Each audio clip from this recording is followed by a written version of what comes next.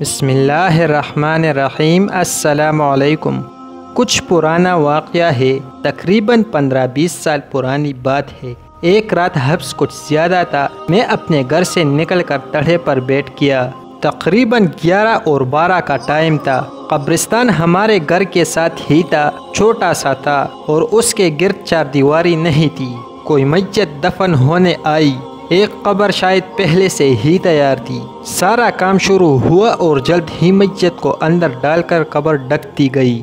میں سارا کچھ دور بیٹھے دیکھ رہا تھا۔ ابھی غور کرنے مکمل طور پر قبر کو لیپا کر کے تیار نہیں کیا تھا کہ اچانک میت کے ساتھ آنے والے کچھ لوگ بھاگے۔ ابھی وہ زیادہ دور بھی نہیں گئے ہوں گے کہ باقی لوگ بھی ان کے پیچھے بھاگ اٹھے۔ اب قبر کی طرف ایک ہی شخص رہ گیا تھا۔ میں دور سے سب کچھ دیکھ رہا تھا اور مجھے سمجھ میں نہیں آ رہا تھا کہ یہ کیا ہو رہا ہے، تدفین کرنے والے کیوں بھاگ گئے ہیں۔ میں نے سوچا کہ جو شخص وہاں رہ گیا ہے اس سے چل کر پوچھتا ہوں۔ ابھی میں کھڑا بھی نہیں ہوا تھا کہ وہ شخص بھی وہاں سے بھاگا، اور ایسا بھاگا کہ پھر میری ہمت نہیں ہوئی کہ اکیلے قبر کے پاس جاؤں۔ اگلی صبح معلوم ہوا کہ محلے کے صلاح الدین کی بہنوئی کی میت ہوئی تھی۔ صلاح الدین ہماری جان پہچان والا بندہ تھا۔ اس کی پرچون کی دکان تھی اور لوگ اس کو پسند کرتے تھے۔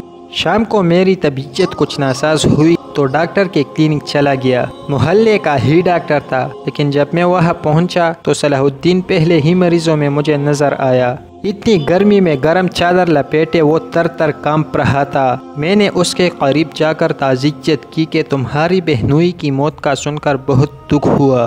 اس نے بہت خوفزدہ نگاہوں سے مجھے دیکھا اور چپ رہا۔ پھر میں نے اس سے پوچھا کہ کل تدفین کے وقت کیا ہوا تھا، لوگ وہاں سے کیوں بھاگ گئے تھے؟ وہ اپنے دونوں ہاتھ چہرے کے قریب لا کر اپنے آپ کو چھپانے لگا اور اس کی آنکھیں جیسے ابل پڑی۔ وہ بولا، نہیں، مجھے کچھ نہیں پتا، مجھ سے کچھ نہ پوچھیے، میں کچھ نہیں بتا سکتا۔ میں نے پھر مزید اصرار نہیں کیا۔ اس کو پچھلی رات گھر پہنچتے ہی بخار ہو گیا تھا، اور بخار اتنی زور کا ہوا تھا کہ وہ تر تر کانپ رہا تھا۔ تقریباً 1 ہفتے بعد اس کی طبیعت سنبھلی۔ اب وہ بڑی پابندی کے ساتھ نماز کے وقت مسجد میں نظر آتا تھا۔ میرے دل میں ایک تجسس تھا۔ میں نے پھر ایک مناسب موقع دے کر اس کو کوریدا، مگر اس کا خوف دور نہیں ہوا تھا۔ اس نے کہا، پلیز مجھے مجبور نہ کیجیے، میں نے جو کچھ دیکھا ہے نہیں بتا سکتا۔ میں نے اس کو سمجھایا کہ دیکھو، قبر کا حال مردہ ہی جانتا ہے، لیکن اگر تم نے اپنے بہنوئی کی قبر میں کچھ دیکھا ہے تو وہ اللہ تعالیٰ نے دکھایا ہے۔ شاید اللہ تعالیٰ اس طرح ہماری رہنمائی کرنا چاہتا ہو، تمہیں کوئی نقصان نہیں پہنچے گا۔ وہ تھوڑی دیر خاموش رہا، پھر وہ بولا کہ جب ہم میت لے کر گئے، قبر ڈھک دی گئی اور گورکن نے لیپے کا کام شروع کیا تو اچانک قبر کے اندر ایک دھماکہ ہوا اور قبر کے بیچ میں ایک بڑا گول سوراخ ہو گیا۔ جو لوگ قبر کے بہت نزدیک تھے اور جنہوں نے یہ دھماکہ سنا اور سوراخ ہوتے دیکھا، وہ سر پر پیر رکھ کر دوڑے۔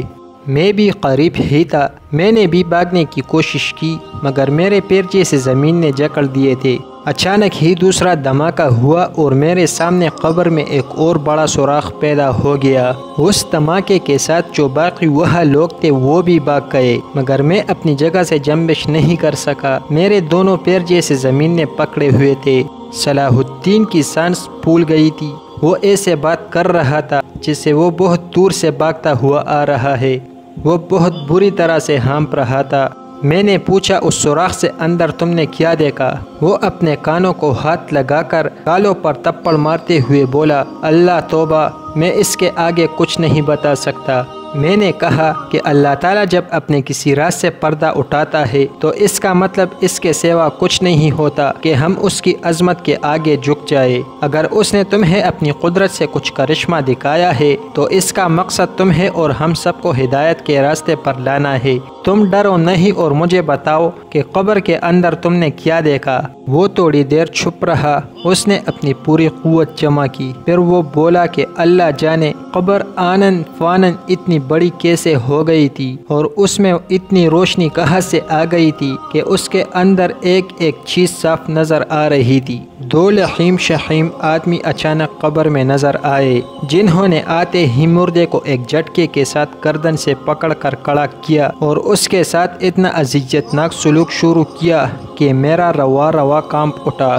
وہ پھر خاموش ہو گیا، اس نے اپنا چہرہ چھپا لیا۔ اس کی کیفیت دیکھتے ہوئے میں نے پھر مزید اصرار نہیں کیا۔ میں نے کہا تمہارا بہنوئی کیسا آدمی تھا، کیا کرتا تھا؟ اس نے کہا ویسے تو ٹھیک ہی تھا مگر وہ سود پر لوگوں کو قرض دیا کرتا تھا۔ اس طرح کے اور بھی کچھ لوگوں سے میں نے واقعات سنے ہیں۔ ہمارے چوکیدار نے بتایا تھا کہ ان کے گاؤں میں ایک بندہ تھا جو کہ سود پر لوگوں کو قرض دیتا تھا۔ اس کا جب انتقال ہوا تو ہمارا چوکیدار اس کے ساتھ ہی گیا قبرستان۔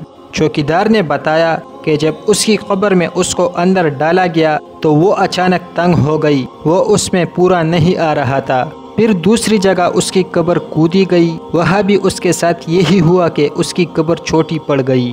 پھر تیسری جگہ اس کی قبر کودی، وہاں بھی اس کی قبر چھوٹی پڑ گئی، لیکن پھر لوگوں نے جیسے تیسے اس کو اندر پھینکا، مٹی ڈالی اور واپس آ گئے۔ اللہ جانے کہ اس کے ساتھ بعد میں کیا سلوک ہوا۔ کہا جاتا ہے کہ قبر میں مردے کو جیسے ہی ڈالا جاتا ہے اسی وقت حساب کتاب کا عمل شروع ہو جاتا ہے۔